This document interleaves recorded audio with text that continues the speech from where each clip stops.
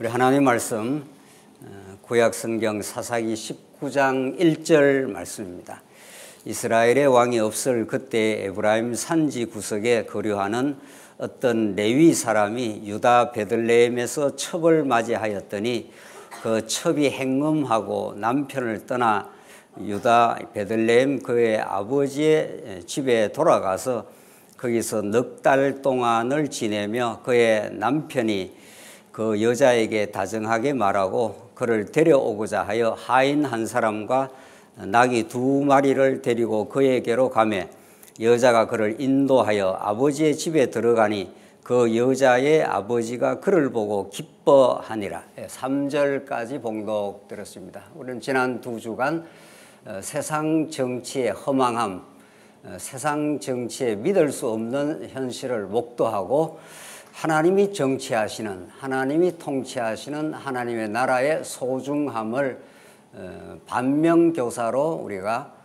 더욱 깨닫고 배우는 귀한 시간을 우리가 가지게 되었습니다.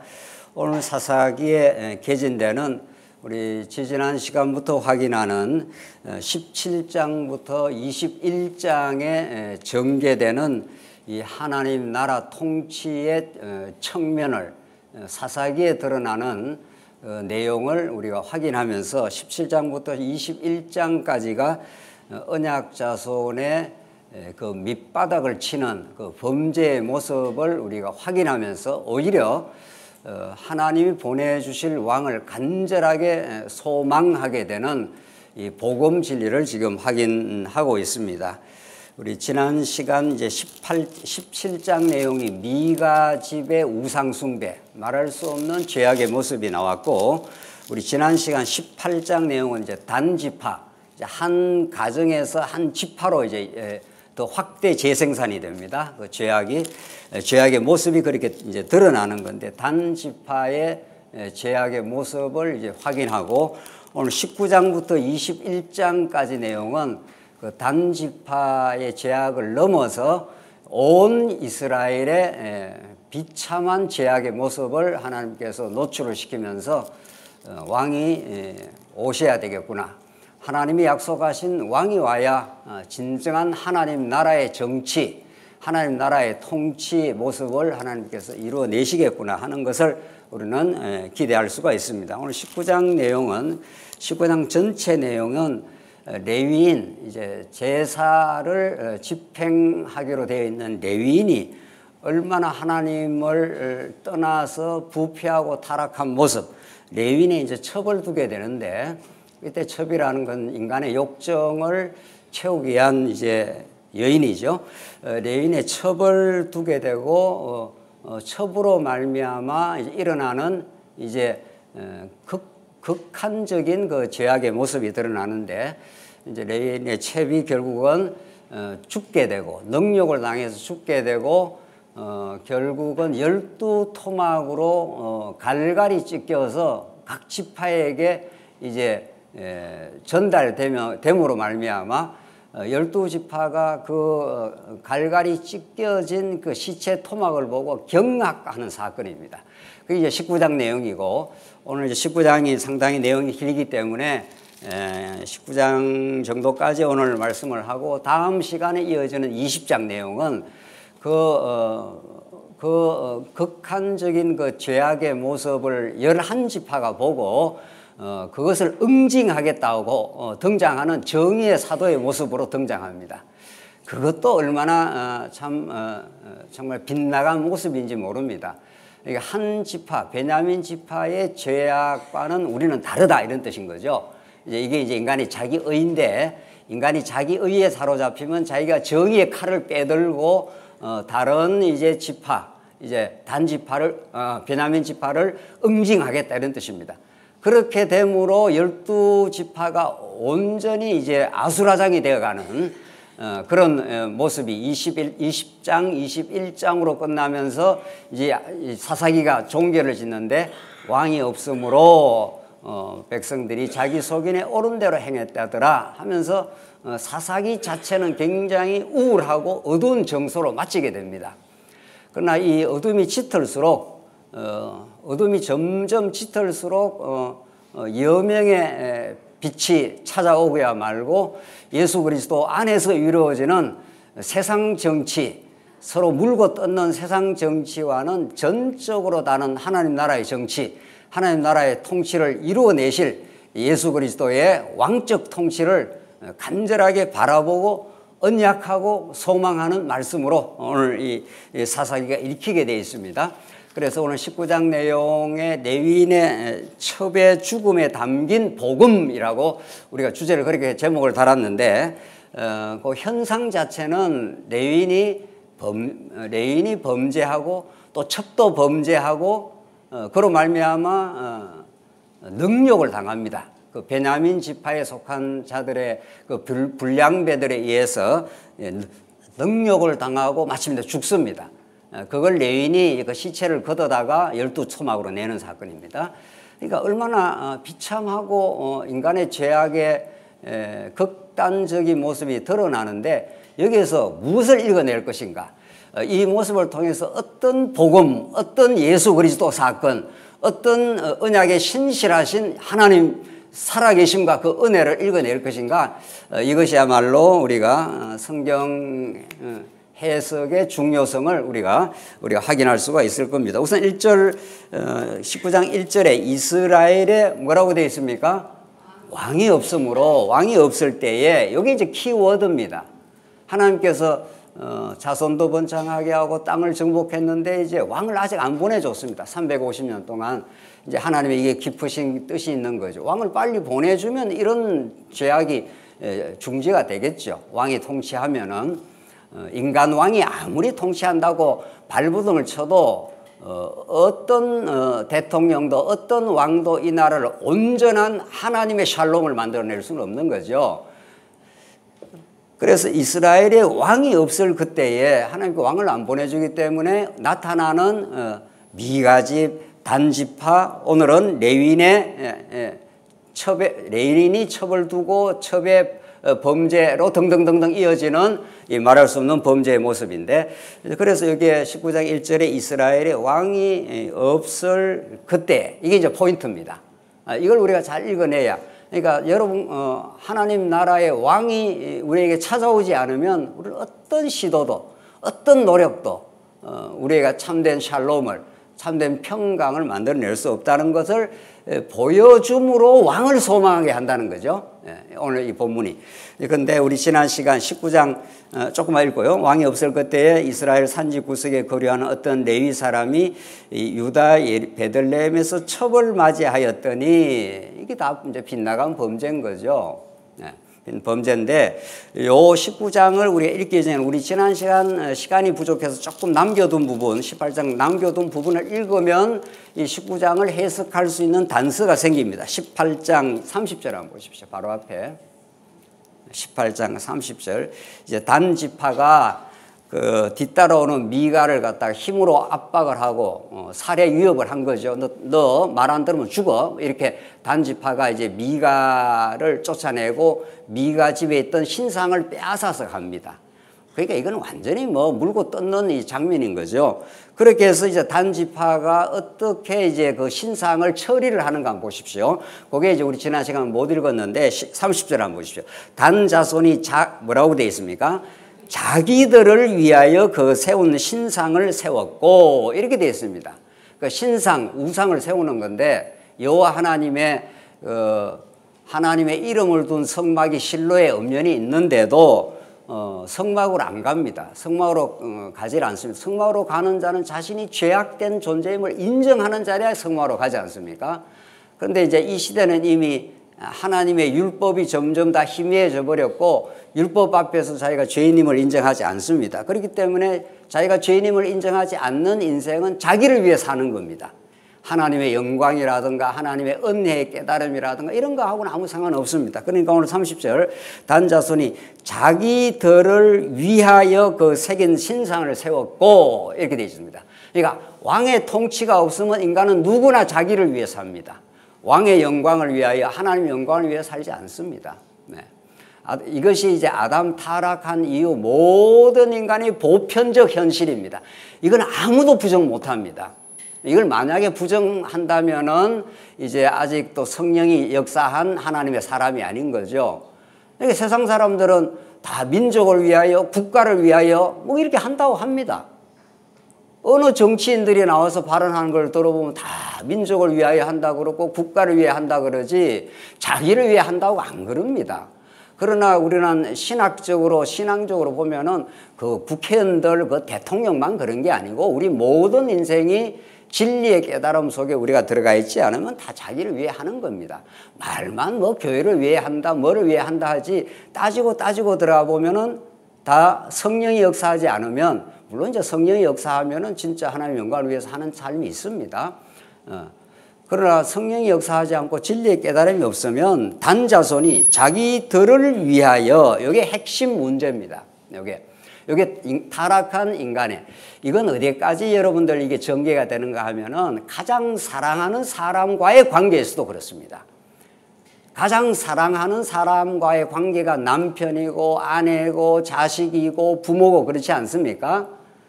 그러나 깊이 따지고 들어가면은 다 자기를 위하여 어떤 사람을 선택하는 겁니다. 그 사람을 위해서 선택하지 않습니다, 우리는. 다 자기를 위해서, 자기 마음에 들거나 그 사람의 조건이 괜찮거나 이렇기 때문에 자기를 위하여 선택합니다. 인간의 모든 타락한 인간의 선택의 동기와 원인은 자기를 위해서입니다.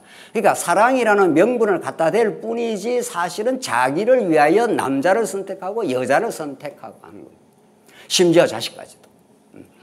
자식을 왜 좋은 학교를 보내려고 하는가? 그 자식을 위해서가 아니라 자기 영광이기도 합니다.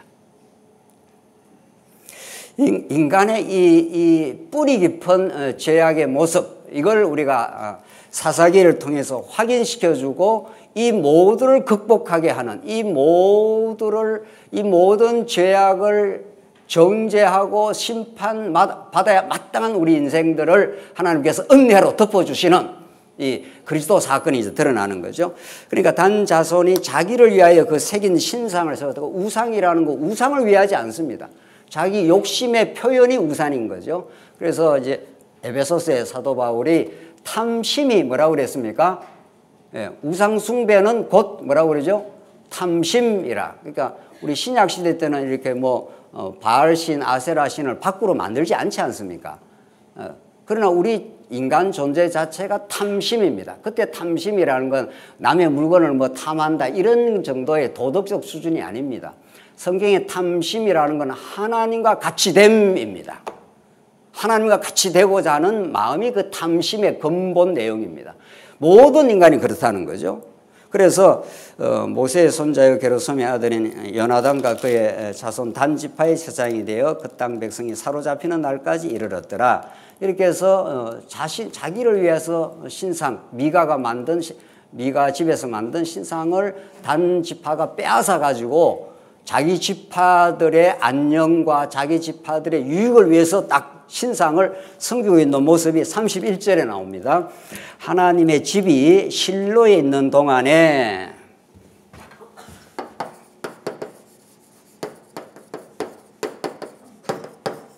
하나님의 집이 실로에 있는 동안에 미가가 만든 새긴 신상이 단 자손에게 있더라.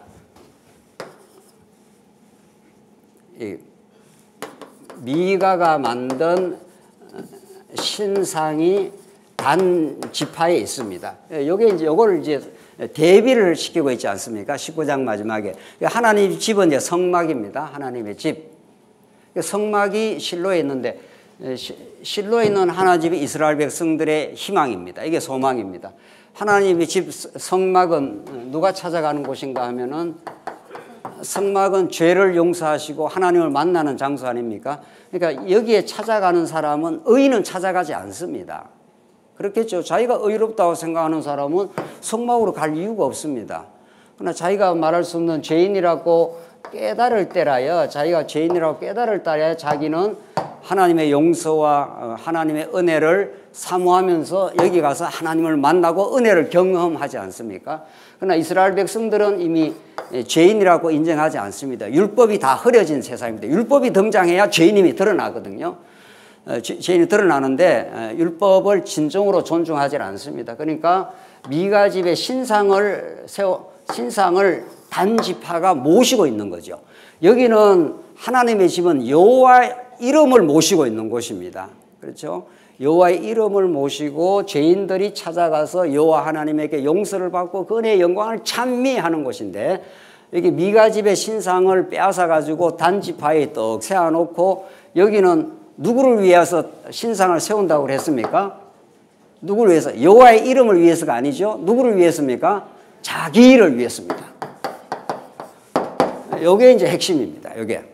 그러니까 앞에서 자기를 위해서 한다는 거죠. 그러니까 모든 우상 숭배는, 모든 타락한 종교, 또 기독교마저도 타락하면 자기를 위해서 하게 됩니다. 모든 것은. 이걸 우리가 누가 부정을 하겠습니까? 예, 그러니까 이 사사기는 우리에게 도덕적 교훈을 주는 게 아닙니다. 성도님들 이렇게 살면 안 됩니다. 자기를 위해서 살면 안 됩니다. 그런 교훈이야 불교, 유교에 얼마나 많습니까? 예, 자기를 부정하십시오. 자기를 위해 살지 마십시오. 뭐 불교의 가르침이 다 그런 가르침이에요. 성경은 그런 불교적 가르침, 도덕적 가르침을 주는 게 아닙니다. 우리는 자기를 위해서 살지 마십시오가 아니고 누구나 자기를 위해 살고 있습니다. 이걸 가르치는 거죠. 그 말이 그 말 아닙니까? 뭐 이렇게 그 말이 그 말 아니냐? 그 말이 아닌 게 아니고 동의 서와 서처럼 봅니다.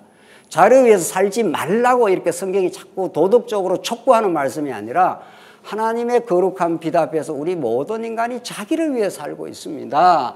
이걸 이렇게 대비해 보여주는 거죠. 하나님의 은혜가 임하면, 이제 하나님의 언약이 성취가 되면은 우리가 율법 앞에 죄인임을 깨닫고 하나님의 집으로 와서 성전에서 하나님의 이름을 위하여, 영광을 위하여 살도록 그렇게 만들어 주시겠다, 이런 뜻입니다. 이제 이런 것들이 이제 사사기의 사이사이에 복음이 끼어 들어가 있는 거죠. 이 타락한 모습의 그 끝장판을 쭉 보여주면서 이게 하나님의 복음은 이렇게 앞으로 다윗 시대에 다윗 왕을 통해서 다윗을 이어는 솔로몬의 성전을 통해서 이게 하나님의 집 하는 게 성전입니다. 나중에. 예, 그래서 그걸 이제 사이사이에 끼워 넣으면서 이 절망 같은 현실 속에 복음의 소망을 딱 끼워 넣고 있는 거죠. 이제 그걸 우리가 낼 수만 있다면 하나님의 역사 가운데 사사기야말로 복음 중에 뭐라고요? 복음인 거죠. 이게 어두운 빛깔로 채색된 그런 그림이 아니라 이 어둠 속에 가장 밝은 빛을 지금 함의하고 있다는 거죠. 어둠이야말로 가장 그 빛을 품고 있는 거죠. 오히려. 자, 19장 보십시다. 그래서 2절 그 첩이 행음하고, 자, 레위인이 첩을 들이고서 자기 욕정을 불태웠습니다. 하나님이 주신 아내하고 관계없죠. 자, 여기서 이것도 도덕적 차원에서만 보면 안 됩니다. 조금 더 읽고요. 그 첩이 행음하고, 자, 첩도 행음을 해버렸습니다. 이런 걸 무슨 집안이라 그러죠? 이런 걸 콩가루 집안이라고 합니다. 그러니까 레위인도 문제, 첩도 문제, 그러니까 사사기는 단지파도 문제, 11지파 응징하겠다고 등장한 11지파도 문제, 모든 인류의, 모든 12지파의 죄악을 노출. 그 12지파는 모든 인류의 죄악, 여러분과 저의 조금도 부정할 수 없는 자화상입니다. 나는 그렇지 않아. 나는 이들보다는 훨씬 나아. 이러면 아직도 복음 안에 들어와 있지 않는 상태입니다. 복음 안에 진짜로 들어와 있다면은 오늘 사사기의 말씀이 자기의 말씀이 될 것입니다. 그 첩이 행음하고 남편을 레위인은 첩으로 들이고, 이 첩은 또 불만족해서 또 행음을 해버리고, 그래서 남편을 떠납니다. 유다 베들레헴 그의 아버지 집에 돌아가서 거기서 넉 달을 지내며 그의 남편이 그 여자에게 다정하게 말하고, 자, 넉 달을 자기 아버지로 돌아갔는데 구약의 율법에 따르면은 행음하면은 죽이라 이렇게 되어 있습니다. 불살라 버리라 이렇게 되어 있어요. 행음을 하면은 참 구약은 공의의 무서운 심판이 드러납니다. 자, 이것도 지금 잘 복음적으로 들어야 됩니다. 행음하면 죽이라고 되어 있는데 그 남편이 3절에 그 여자에게 어떻게 말했다고 되어 있습니까? 다정하게 말했다고 되어 있습니다. 이것도 다 율법을 다 범하는 겁니다. 이 행음하면 그대로 불살라 죽여버려야 됩니다. 구약의 율법에 따르면은. 그런데 다정하게 말해서 다시 데리고 오는 거죠. 그러니까 어떤 율법의 기준은 다 사라져 버렸습니다. 어떤 공의라고 하는 기준이 다 없어요. 자기 욕구가 중요하고 자기가 중요한 겁니다. 자기가 중요한 거지 뭐 율법이라든가 하나님의 뜻이라든가 다 필요 없습니다. 자기한테 좋으면 좋은 거고 자기한테 싫으면 싫은 겁니다. 이게 선악과를 따먹은 우리 인생의 모든 보편적 모습입니다. 그러니까 오늘 이 본문을 말씀을 듣고 우리 자기를 돌아볼 필요가 있는 거예요. 내 행동의 모든 원인이 뭐냐 하는 거죠. 그게 남편이 율법에 의해서 강력한 심판을 해야 되는데 안 합니다. 안 하고 다정하게 말해서 다시 데려오는 거죠. 아무 기준이 없는 겁니다. 완전 무질서입니다. 데려오고자 하여 하인 한 사람과 나귀 2마리를 들어 그에게로 가면 그 여자가 그를 인도하여 아버지 집에 들어가니 그 여자의 아버지가 그를 보고 기뻐하니라. 그 아버지는 또 아버지도 마찬가지죠. 예, 아버지도 마찬가지입니다. 예. 자기 딸을 엄중하게 꾸짖어 가지고 돌이키게 한다든가 해야 되는데 잘못에 대해서는 죄에 대해서는 아무 감각이 없는 시대가 됐다 이런 뜻입니다. 하나님의 율법 앞에서 인간이 죄라는 기준이 드러나야 복음이 드러나는데 죄라는 감각이 없어져 버립니다. 이게 영적으로 타락된 상태입니다. 죄에 대한 감각이 없는 겁니다. 아무 감각이 없습니다. 그 죄의 감각이 없기 때문에 복음 진리에 대한 간절함이 있을 수 없죠. 예, 순서가 그렇게 되어 있습니다. 그래서 4절 그의 장인 곧 그의 여자의 아버지가 그를 머물게 하며 그가 3일 동안 그와 함께 머물며 먹고 마시며 거기에 유수가 먹고 마시고 진탕 먹이는 겁니다. 네가 뭐가 잘못됐다 이래서는 안 된다 뭐 이런 기준이 하나도 없습니다. 4절 넷째 날 등등등등 그렇게 해서 또 다섯째 날까지 흥청망청 먹이는데 6절 두 사람이 앉아서 함께 먹고 마시며 그 여자의 아버지가 그 사람에게 이르되 청하노니 이 밤을 여기서 유숙하여 그대의 마음을 어떻게 하라고요? 즐겁게 하라. 노세 어떻게 놀아요? 젊어서 노세 정확히 모르겠네요. 살 날이 얼마 남았는데 지금이라도 쾌락을 즐기고 즐거워야지. 인생의 가치관이 최종적으로는 쾌락주의로 딱 떨어집니다. 인생의 모든 가치가 마지막에 인생이 추구하는 최종적 종점이 쾌락주의입니다. 왜? 사는 날 동안이라도 즐거워야지. 언제 죽을지도 모르는 판인데 언제 늙어서 이제는 돈 있으면 뭐해 늙어갖고 이제 병들면 아무 필요 없는데 이런 거죠. 그게 모든 세상의 가치관의 최종 종착역입니다. 예. 인생이 이렇게 허망합니다. 그걸 이 사사기의 모습은 너무 잘 보여주는 거죠.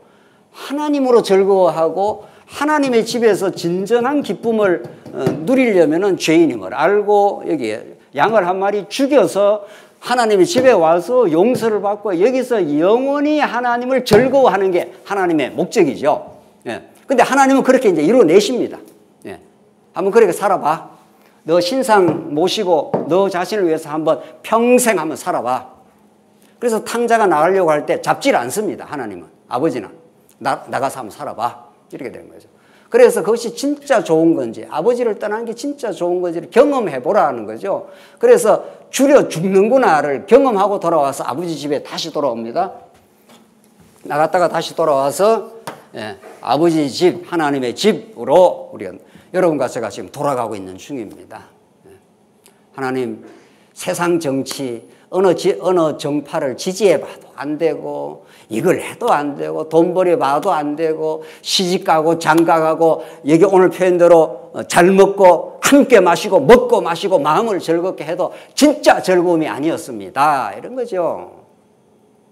그걸 여러분과 제 인생 7, 80년 동안을 깨닫게 하면서 예수 그리스도 안에서 주는 영원한 행복, 참 행복, 그리스도와 함께 나누어 누리는 우리 지체 간의 복음을 나누는 그 진정한 기쁨, 그걸 배우고 천국 오라 이런 뜻입니다. 여러분과 저에게. 그게 목적입니다. 어떤 것도 이 땅에 영원한 목적 없습니다. 그렇게 해서 9절 보십시오. 그 사람이 첩과 하인과 함께 더불어 일어나 떠나고자 하며 그의 장인 곧 그 여자의 아버지가 그에게 이르되 보라 이제 날이 저물어 가니 청하건대 이 밤도 유숙하라. 보라 해가 기울었느니라. 그들은 여기서 유숙하여 그대의 마음을 또 뭐라 그럽니까? 즐겁게 하고 자꾸 세상은 우리에게 예수 밖에서 즐거움을 자꾸 이렇게 유혹을 하는 겁니다. 자꾸 이렇게 해봐. 저렇게 하면 즐겁지 않아. 저렇게 하면 즐겁지 않아. 그 즐거움 속에 예수 안에 참된 기쁨을 상실하도록 만들어버리는 거죠. 네. 세상은 언제든지 우리를 그렇게 유혹을 합니다. 내일 일찍이 그대의 길을 가서 그대의 집으로 돌아가라 하니 하면서 이제 영숭하게 대접했습니다. 예. 자기의 딸의 잘못을 지적하지도 않고 깨닫게 하지도 않고 모든 것을 그냥 덮어버렸고 마음을 즐겁게 하고 그렇게 해서 하나님의 뜻하고는 아무 상관없는 일들이 전개되면서 10절로 21절 두 번째 대목 보십시다. 두 번째 대목을 보시면은 이제 10절로 레위인이 이제 첩을 찾아서 돌아가는 길에 한 노인의 집에 묵게 됩니다. 우연히 돌아가는 길에 이제 묵게 되는데 14절로 가보십시오. 이제 그런 내용이 쭉 나옵니다. 14절 모두 앞으로 나아가더니 베냐민에 속한 기브아에 가까이 이르러 해가 진지라 기브아에 가서 유숙하려고 거리로 돌아 들어가서 성읍 넓은 거리에 앉아 있으나 그를 집으로 영접하여 유숙하게 하는 자가 없었더라. 이제 베냐민이 중요합니다. 베냐민. 결국은 이제 이 베냐민 지파하고 11지파가 우리 20장에 가면 이제 여기에 격돌을 하게 됩니다. 아주 막 무자비한 전쟁이 일어납니다. 여기서 싸움이 엄청난 전쟁이 일어나는데 이제 베냐민 지파에 속한 그 기브아로 이제 가다가 이제 그 길에서 이제 유숙을 하게 되었습니다. 그래서 이제 16절 보십시오. 유숙을 하는데 한 노인의 집에 들어가는 장면입니다. 저녁 때 한 노인이 밭에서 일하다가 돌아오니 그 사람은 본래 에브라임 산지 사람으로서 기브아에 거류하는 자요. 그곳 사람들은 베냐민 자손이었더라. 베냐민 계속 강조하지 않습니까? 17절 노인이 눈을 들어 성읍 넓은 거리에서 나그네가 있는 것을 본지라 노인이 묻되 그대는 어디로 가며 어디로 왔느냐? 그가 그에게 이르되 우리는 유다 베들레헴에서 에브라임 산지 구석으로 가나이다. 그 베들레헴에서 이제 에브라임 산지로 원래 집으로 이제 가고 있는 중입니다. 나는 그곳 사람으로서 유다 베들레헴에 갔다가 이제 여호와의 집으로 가는 중인데 여호와의 집으로 가는 중인데 이게 자신이 제사장이라는 걸 이제 고백하는 장면입니다. 이제 자기 신분을 밝힌 거죠. 여호와의 집으로 가는 중인데 나를 자기 집으로 영접하는 자가 없나이다. 이제 돌아가는 길인데 그 시대에는 구약 율법에 따르면 나그네가 있으면 그 나그네를 영접하게 되어 있습니다. 나그네를 압제하지 말라 하는 게 그 율법 아닙니까? 나그네, 고아, 과부 그걸 다 하나님의 긍휼의 대상인데 스스로는 의지할 수 없는 자. 그러나 이 시대는 이미 율법이 다 상실된 시대이기 때문에 이 시대가 율법으로 어떻게 하나님이 통치하는가를 보여주는데 율법의 기준이 등장하면은 인간의 죄인이 폭로가 됩니다. 그러니까 지금 자꾸 하나님이 아브라함에게 약속한 나라를 이제 모세 율법을 통해서 다스리는데 율법의 기준에 의해서 인간이 자꾸 죄가 이제 드러나고 있는 중이죠. 행음하고 멋대로 행하고 지금 하나님으로 즐거워하지 않고 이 모습이 계속 드러나지 않습니까? 이 나그네도 영접하지 않습니다. 그러니까 한 어떤 노인이 그를 영접하는 것이 이제 마지막 이 스토리의 전개의 이제 결론으로 이어져 가는 내용입니다. 22절 보십시다. 22절. 그들이 마음을 즐겁게 할 때 그 성읍의 불량배들이 그 집을 에워싸고 문을 두드리며 집주인 노인에게 말하여 이르되 내 집에 들어온 사람을 이끌어내라. 우리가 그와 관계하리라 하고 이게 뭐 완전히 남자가 남자하고 관계를 해서 이게 소돔 고무라의 현실을 그대로 지금 드러냅니다. 창세기의 소돔 고무라가 또 그랬습니다. 네. 이것은 이미 인간임을 포기한 상태입니다. 23절 집주인 그 사람이 그들에게로 와서 이르되 아니라 내 형제들아 청하노니 이 같은 악행을 저지르지 말라. 이 사람이 내 집에 들어왔으니 이런 망령된 일을 행하지 말라. 보라 내가 내 처녀딸과 이 사람의 첩이 있은즉 내가 그들을 끌어내리니 너희가 그들을 욕보이든지 너희 눈에 좋은 대로 행하되 오직 이 사람에게는 이런 망령된 일을 행하지 말라 하나 우리가 듣지 아니하므로 그 사람이 자기 첩을 붙잡아 그들에게 밖으로 끌어내매 그들이 그 여자와 관계하였고 밤새도록 그 여자를 능욕하다가 새벽 미명에 놓은지라. 동틀 때에 여인이 자기의 주인이 있는 그 사람의 집 문에 이르러 엎드러져 밟기까지 거기 엎드러져 있더라. 죽어버렸습니다. 이게 이제 심판받아 마땅한 소돔 고모라의 현실. 하나님께서 만들어 놓은 선악과를 따먹고 하나님의 은혜가 개입하지 않으면 인간은 소돔 고모라가 되는 겁니다. 이건 너나 할 거 없습니다. 너나 할 거 없이. 그래서 그 여자를 마음대로 관계하고 지금 불량배들이 찾아와 그 여자를 마음대로 관계하다가 능욕하다가 새벽 미명에 밤새도록 능욕을 하다가 새벽 미명에 놔주니까 그 여자가 그냥 기진맥진해서 죽어버렸습니다. 그래서 그 집으로 이제 돌아온 상태입니다. 자, 이것이 무엇을 우리에게 가르치느냐? 중요한 것은 이 나쁜 놈들이다. 도덕적으로 이럴 수가 있냐? 이런 도덕적 붕괴를 만들어내려고 이 성경을 기록하지 않았습니다. 성경은 여러분과 제가 굉장히 어려운데 이런 나쁜 놈들이 있나? 이런 것은 완전히 성경을 곡해한 케이스인 거죠. 이걸 우리가 알기 위해서 로마서 1장으로 가보겠습니다. 로마서는 이 인간의 죄악을 하나님 떠난 인간의 죄악이 어떻다는 것을 너무도 잘 가르쳐줍니다. 로마서 1장 20절입니다. 사도 바울은 지금 이 사사기를 포함한 인류의 죄악, 모든 인간의 하나님을 떠나고 인간이 우상을 섬기는, 즉 자기를 섬기는 겁니다. 우상을 섬긴다는 것은 우상이라는 껍데기를 섬기는 게 중요하지 않습니다. 지금 성경의 포인트는 우상을 섬기는 인간의 자기가 중요한 겁니다. 그러니까 하나님 떠나면 인간은 자기가 우상이 되는 겁니다. 그걸 로마서가 어떻게 정언하는가 보시죠. 로마서 20장입니다. 창세로부터 그의 보이지 아니하는 것들 곧 그의 영원하신 능력과 신성이 그가 만드신 만물에 분명히 보여 알려졌나니 그러므로 그들이 핑계하지 못할지니라. 하나님을 알되 하나님을 영화롭게도 아니하며, 이때 하나님을 알되 하는 건 진정으로 아는 게 아닙니다. 껍데기로, 이름으로 아는 거고, 하나님을 영화롭게도 아니하며 감사하지도 아니하고 오히려 그 생각이 허망하여지며 미련한 마음이 어두워졌나니. 자, 이게 이제 하나님을 모르는 타락한 상태를 그대로 지금 사도 바울이 기술을 하고 있습니다. 22절. 스스로 지혜 있다 하나 어리석게 되어. 스스로는 굉장히 인간은 다 지혜 있답니다. 부처가 뭐라 그랬습니까? 스스로 지혜의 길에 이르겠다. 그렇게 했습니다. 부처라는 말도 지혜의 화신입니다. 인간이 어떻게 해서 고통의 이 고해 같은 바다를 벗어날 수 있는가? 지혜를 얻으면 된다. 이렇게 해서 모든 이방 종교, 불교, 유교 모든 종교는 다 지혜를 추구합니다. 성경은 그 모든 시도들이 허탄한 시도라고 이미 심판했습니다. 오늘 본문이 그렇습니다. 스스로 지혜 있다나 어리석게 돼요. 그러니까 내가 너보다 더 지혜 있다라고 생각하는 그 자체가 이미 어리석음입니다.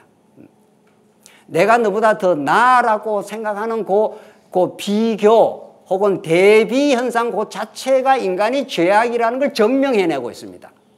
그렇죠. 왜냐하면 인간은 누구나 다 새까만 죄인인데 그게 더 낫고 더 못하고 없습니다. 오히려 더 낫게 보이려고 포장을 하고 있는 중이죠. 내가 너보다 더 지혜롭다고 지금 잘 연극을 하고 있는 중이죠. 우리 인간은. 그러나 하나님이 그 연극의 가면을 확 벗겨버리면은 누구나 다 똑같은 죄인입니다. 그러니까 여러분과 제가 정확하게 자기 정체성으로 내려가는 자리는 하나님 우리는 아무것도 아닌 죄인입니다. 그 자리에 딱 내려가면 이제 평화가 임하게 됩니다. 그래서 인간은 스스로 자꾸 지혜롭다고 생각한다는 거예요. 23절. 썩어지지 아니하는 하나님의 영광을 썩어질 사람과 새와 짐승과 기어다니는 동물 모양의 뭐로 만들었습니까? 우상을 만들었습니다. 여기 아까 보니 미가의 신상을 단지파가 그 신상을 딱 뒀지 않습니까? 실로의 하나님의 집, 이 성전이 엄연히 있는데 그거는 싹 무시해버리고 하나님의 뜻은 무시해버리고 인간이 스스로 신상을 만들어가지고 누구를 위해 산다고 했습니까? 자기를 위해 삽니다. 오늘 이 사사기는 이 현실을, 이 인간의 죄악된 현실을 보여줌으로 이런 죄악된 인생을 구속하러 오시고 십자가에 비참하게 우리 대신 죽어주신 예수 그리스도 사건을 가장 강력하게 증언하고 있습니다.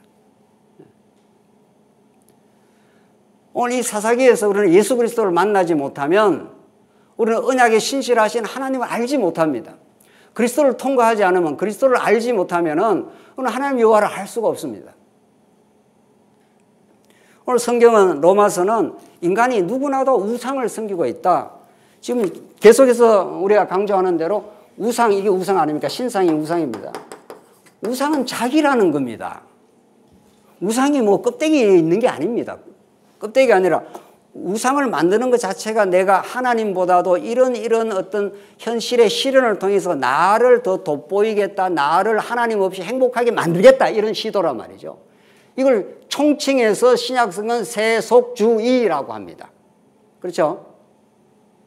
인간이 어떤 대통령을 세우면 이 나라가 행복해지겠다고 하는 그 정치 이념 이데올로기의 강력한 추구, 그게 우상이 되는 거죠. 모든 정치는 종교화됩니다. 모든 정치는 종교화가 됩니다. 그는 이미 이 수천 년의 세상 정치가 입증한 바입니다. 근데 그게 목을 매는 거죠. 그게 목을 매는 거죠. 그것이 되면 뭔가 될 것 같은 그런 환상을 자꾸 준단 말이죠. 그래서 하나님의 복음은 세상이 우리에게 가져다 주는 그 미망에서, 그 환상에서, 인간이 이렇게 하면 자기를 즐겁게 만들 수 있다는 거짓 행복에서 우리를 벗어나게 하셔서 사랑의 아들의 나라로 우리를 옮기셨나니, 이렇게 말하는 거죠. 그 예수 그리스도 안에서 주어지는 진정한 행복, 진정한 감사, 참된 기쁨. 그래서 항상 기뻐하라, 쉬지 말고 기도하라, 범사에 감사하라. 이것이 예수 그리스도 안에서 주어진 하나님의 뜻이니라. 이렇게 성경은 뭐 우리가 감사하고 기뻐하라는 뜻이 아닙니다. 지금 여러 가지 어려움을 당하고 힘든 일을 당했는데 기뻐하라 하면 기쁘게 되겠어요? 아니에요. 그 항상 기뻐하라는 말은 그런 지금 어려운 현실을 당한 사람한테 성도님들 어려운 현실 당해도 기뻐해야 됩니다, 이따구 소리 하라고 그거 말씀이 있는 게 아닙니다. 어려움에 빠진 사람한테는 그냥 같이 어려워해 주는 게 그게 성도의 본분이죠. 그 어려움을 통해서 알고 보면은 진짜 그 어려움을 통해서 세상 가치를 하나님께서 이제 점점 내려놓게 하시고 예수 그리스도 안에서 얻게 되는 참된 기쁨을 얻게 해 주시겠다고 하는 예수 그리스도 안에서 너희를 향한 하나님의 뜻이니라. 이게 항상 기뻐하라는 말 뒤에 붙어 있지 않습니까? 이게 예수 안에서 가능하다, 이런 뜻입니다. 이게 예수가 중요한 거죠. 그리스도가 중요한 거죠. 성경은. 그거 외에 성경은 정언하지 않습니다. 그 그리스도를 통해서 여호와 하나님의 살아계심과 그 무한한 영광 외에는 성경은 어떤 것도 정언하지 않습니다. 성경에서 이래 해보면 좋겠다, 저래 해보면 좋겠다, 이래 해봐야 되겠네, 저렇게 해야 되겠네, 이런 방법론을 성경은 전혀 가르치지 않습니다. 전혀 안 가르칩니다. 그러니까 이 성경이 누구에 대해 전가하는 것이라고요? 예수에 대해 전가하는, 예수님이 그렇게 가르쳤어요. 그런데 신학자들은 그 예수 그리스도에 대해서 끊임없이 정언하고 그 예수가 어떤 분인가를 가르치는 게 아니라 예수는 앞에 찔끔 해놓고는 뒤에 가서는 전부 방법론이네요. 이래야 됩니다, 저래야 됩니다, 이래야 행복합니다, 저래야 행복합니다. 성경의 가르침이 아닌 거죠. 오늘 이 여인의 이 비참한 죽음 속에 어떤 예수가 등장하느냐, 이게 중요한 거죠. 오늘 로마서의 말씀, 우리가 아까 읽은 로마서의 말씀, 그래서 24절 조금만 더 읽읍시다. 24절. 그러므로 하나님께서 그들을 마음의 정욕대로 더러움에 내버려 두사 그들의 몸을 서로 욕되게 하셨으니, 하나님께서 이제 이 사사기는 내버려 둬버린 상태입니다. 오늘 로마서가 그걸 증언하고 있지 않습니까? 25절. 이는 그들이 하나님의 진리를 거짓 것으로 바꾸어 피조물을 조물주보다 더 경배하고 섬김이라. 주는 곧 영원히 찬송할 이시로다. 아멘. 사도 바울도 쭉 지금 인간의 그 우상과 죄악의 모습을 가리키다가 우상이 아니라 우리 하나님만이 영원히 찬송할, 우리에게 은혜를 영원히 베푸시는 분이십니다. 아멘 하지 않습니까? 놀랍죠. 로마서 똑같습니다. 사사기도 인간의 죄악의 모습을 거침없이 드러내고 우리가 숨기고 싶은 우리의 진면목을 하나님께서 까발리고 드러내다가 실로에 하나님의 집이 있었더라 하면서 앞으로 이 실로 안에서, 성전 안에서, 우리의 참 성전 되시는 예수 그리스도 안에서 주어지는 영원한 나라, 그 하나님의 영원한 은혜, 그 사랑 안에서 주어지는 참된 기쁨, 이걸 지금 사사기가 지금 행간에 깔고 들어가는 거죠. 그걸 우리가 이 사사기에서 읽어낼 때 성령의 감동으로 이 사사기야말로 우리의 진면목을 드러내고 예수께로 우리가 인도하고 그 은혜의 복음을 참으로 깨닫고 소망하게 되는 거죠. 이제 마지막 보십시다. 27절, 그의 주인이 일찍이 일어나 집의 문을 열고 떠나고자 하더니 그 여인이 집 문에 엎드러져 있고 그의 두 손이 문지방에 있는 걸 보고 그에게 일어나라 우리가 떠나가자 하나 아무 대답이 없는지라. 참 비정합니다. 예. 지금 여자가 완전히 밤새도록 능욕당하고 거꾸러져 있는데 죽었는지 살았는지 모르는 상태인데 그냥 일어나라. 대답이 없습니다. 이에 그의 시체를 나귀에 싣고 행하여 자기 곳으로 돌아가서 그 집에 이르러서는 칼을 가지고 자기 첩의 시체를 거두어 그 마디를 찍어 12덩이로 나누고. 이게 도대체 이게 무슨 일입니까? 그래도 자기하고 같이 살았던 여자인데 어쨌든 그걸 칼을 들고 12시체를 찍어가지고 다 12토막으로 나누었습니다. 그것을 이스라엘 사방에 두루 보내매 그것을 보는 자가 다 이르되 이스라엘 자손이 애굽 땅에서부터 올라온 날부터 오늘까지 이런 일은 일어나지도 아니하였고 보지도 못하였다. 이 일을 생각하고 상의한 후에 말하자 하니라. 이렇게 해서 우리 오늘 여기까지인데 시간이 다 됐는데 우리 다음 시간이 더 가관입니다. 정말 이 사사기는 정말 너무도 치열하고 놀라운 복음입니다. 이쯤 죄악이 일어났으면은 어떤 현상에 대해서 어떤 반응을 보면 그 사람의 상태가 나타나죠. 진짜. 저거 때려 죽일 놈이다. 이러면 그 사람은 자기가 완전히 의로운 자리에 있는 거죠. 그렇죠?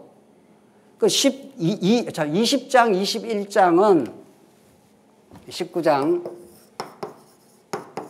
21장에 우리가 지금 오늘 보는 이스라엘 백성들의 죄악의 모습이 드러나는데 여기 20장, 21장은 이것이 더 이렇게 확대되는 모습입니다. 이미 서두에서 말씀을 드렸습니다만은 우리는 구약 성경에 나오는 모든 이스라엘 백성들의 죄악의 모습은 정확하게 우리의 모습입니다. 하나님 우리의 모습을 보라고 이스라엘 백성들의 광야 40년의 반역, 그들의 원망, 그들의 미움 이런 것들을 이스라엘 백성들 40년 광야에서 노출시켰고 350년 이 사사기를 통해서 이스라엘 백성들의 죄악을 하나님이 노출을 시키고 있는 중입니다. 이게 하나님 나라를 통치하는 율법 통치의 방법입니다. 율법을 갖다 대면은 누구라도 거룩한 빛에 비추어 다 죄악이 드러나게 돼 있고 죄악이 드러나면은 성전의 소중함을 하나님께서 가르쳐 주시는 거죠. 이게 성막이니까요. 이게 성전이니까요. 이게 예수 그리스도 사건이니까요. 그렇죠? 그러나 20장에 나타나는 20장, 21장에 나타나는 이스라엘 백성들은 이들의 죄악을 응징하려고 등장 안 합니다. 저놈들 저거 그냥 놔두면 안 된다 이렇게 되는 거죠. 온 세상이 지금 서로가 서로를 응징하려고 합니다. 저것들 저래 놔두면 안 된다고 한쪽에서도 와 이쪽에서도 와르르 이렇게 하고 이러고 있는 거죠. 어느 것이 맞습니까? 다 틀렸다. 고로 성경은 말하는 거죠. 다 불의합니다. 정치적으로는 뭐 어떤 게 더 조금 나을 수도 있고 덜할 수도 있어요. 그건 세상 정치에서 하는 소리고 성경은 아담 타락 이후 모든 인류가 어떤 한 잘못에 대해서 응징하려고 정의의 칼을 빼드는 거죠. 그래서 정권을 잡으면 초토화를 시키고 다시 재정권을 잡으면 다시 반대편을 응징합니다. 그건 세상 정치는 그렇다 치십시다. 세상은 어차피 어둠의 세상이니까. 하나님 나라의 교회는 하나님께서 어떻게 통치해 가실까? 우리는 이런 19장의 레위인의 죄악의 현실을 통해서 20장 우리 다음 시간 전개되는 11지파의 어리석은 응징 사건을 통해서 우리가 얼마나 하나님 앞에 자기를 위해 우상을 섬기며 살아가는 존재인가, 얼마나 우리 스스로가 하나님을 떠난 인생인가. 우리는 지금 19장 앞에서 한 레위인이 처벌둠으로 결혼의 혼란을 지금 빚은 거죠. 우리 창세기 1장에서 3장에서 하나님 나라는 어떤 것인가 할 때 아담과 하와가 이는 내 뼈 중에 뼈요 살 중에 살이라. 그래서 하나님 나라 모습은 한 몸임을 드러낸 거죠. 그렇죠? 하나님 나라는 아담이 하와를 너는 내 뼈 중에 뼈요 살 중에 살이라. 너는 내게 가장 소중한 인생이라. 그래서 한 몸이죠. 예. 아담과 하와가. 그래서 결혼이라는 이 세상에 천국에는 없는 겁니다. 천국 가면 이제 결혼 안 합니다. 우리 이런 결혼 안 합니다. 그러니까 이 세상에서 한번 경험을 시키는 거죠. 한 몸이라는 게 얼마나 좋은 건지, 한 몸이 분리될 때 얼마나 고통스러운 건지, 그걸 우리는 이 세상에서 경험을 시키면서 예수와 영원히 사는, 예수와 진짜 결혼하게 되는 하늘과 새 땅을 소망하게 되는 거죠. 오늘 첩의 시체를 12조각을 냈습니다. 12조각을 냈습니다. 그러니까 죄악의 현실이라는 건 언제나 하나님을 떠나면 그게 죄악의 현실이 되고 그것이 분열을 낳습니다. 12조각으로 해체가 되지 않습니까? 그러니까 인간이 무엇을 시도하면 시도할수록 자꾸 분열이 일어나고 해체가 일어나고 고통이 일어난다, 이런 뜻입니다. 네. 인간이 진리의 뜻에 비추어 진리를 따라가지 않는 한, 그러니까 이게 결혼의 주제가 얼마나 성경에서 큰 주제인지 모릅니다. 그래서 야고보 사도는 하나님을 떠난 인생을 간음한 여자라 이렇게 말합니다. 야고보서 한번 보시죠. 야고보 4장 4절 보십시오. 간음한 여인들아, 간음한 여인이라는 게 뭐 육적으로 간음한 여인들아 이렇게 말하는 게 아닙니다. 야고보 사도가 그 당시에 있었던 하나님을 떠나 사는 모든 성도들을 간음한 여인들아 이렇게 부르는 겁니다. 육적으로 뭐 간음했다 이 말이 아니라 말이죠. 간음한 여인들아, 세상과 벗된 것이, 세상과 짝하는 것, 세상 가치로 행복하려고 하는 것이 하나님과 원수됨을 알지 못하느냐. 그러니까 우리는 다 하나님과 원수된 인생들입니다. 하나님으로부터 단절되었고, 하나님으로부터 단절되면은 반드시 이렇게 되어 있습니다. 오늘 하나님과 하나 되어서 연합해서 참된 행복이 있습니다. 우리 천국 가면 이렇게 살 겁니다. 하나님은 우리의 아버지시고 우리는 아들이라. 너는 내게 아들이고 나는 너의 아버지라. 하나가 되어 있습니다. 그러니까 하나님과 떠나게 되면, 아담이 타락하여 하나님을 떠나면 인간이 세상과 하나가 됩니다. 세상과 하나가 되면 하나님과 원수가 되는 거죠. 이 현실을 야고보서가 말하고 있는 겁니다. 야고보서는 믿음의 행위를 잘 해야 된다, 이런 아주 천박한 도덕적 교훈을 주는 말씀이 아닙니다. 야고보서는. 야고보서야말로 진짜 죄가 뭐고 은혜가 뭐고 진짜 믿음이 뭔지, 예수가 어떤 분인지를 가르친 게 야고보서입니다. 야고보서 다시 한번 우리 공부할 기회가 있을 건데, 있으면 하나님과 원수됨을 알지 못하는 그런 적, 누구든지 세상과 벗이 되고자 하는 자는 스스로 하나님과 원수되는 것이라. 그러니까 우리 모두가 타락한 이후에 하나님으로부터 떠나갔고 자기를 위해 살고, 자기를 위해 산다는 건 세상 가치로 자기가 채우는 겁니다. 돈도 명예도 권력도 어떤 것도 다 자기를 위해서 하는 거죠. 이 타락한 세대에서 우리를 건져내어서 하나님의 영광과 진짜 사랑을 깨닫게 하는 것이 하나님의 나라인 교회입니다. 교회는 그런 곳입니다. 그러나 교회도 진리가 진리대로 제대로 우리가 깨닫지 못하면 언제나 세상 가치를 교회 안에 끌고 들어오면서 하나님과 원수 되는 거죠. 오늘 이 사사기의 이 말씀 12조각이 났다 하는 것은 하나님과 분리된 상태인 거죠. 간음한 상태인 거죠. 그래서 레인이 첩을 구하고 첩이 또 행음을 하고 이게 인간의 타락의 모습을 보여주고 우리가 다시 돌아가게 될 우리의 진정한 결혼, 영원한 예수 그리스도 사건, 그분 안에서 우리가 하나 되는 사건, 이것을 구약의 모형적으로 한 시체를 갈기갈기 찢어서 12토막을 낸 사건으로 극적으로 지금 연출하고 있는 중이죠. 그 찢어진 12지파를 하나로 모으는 분은 누굽니까? 예수죠. 구약에서는 우선 12지파를 하나로 모으는 왕은 무슨 왕이죠? 다윗이죠. 다윗 왕이 그렇게 12지파를 하나로 모읍니다. 그리고 다윗보다 더 우월하신 예수 그리스도는 진짜 우리를 어떻게 만들죠? 하나로 모읍니다. 하나로 만들어줍니다. 하나로.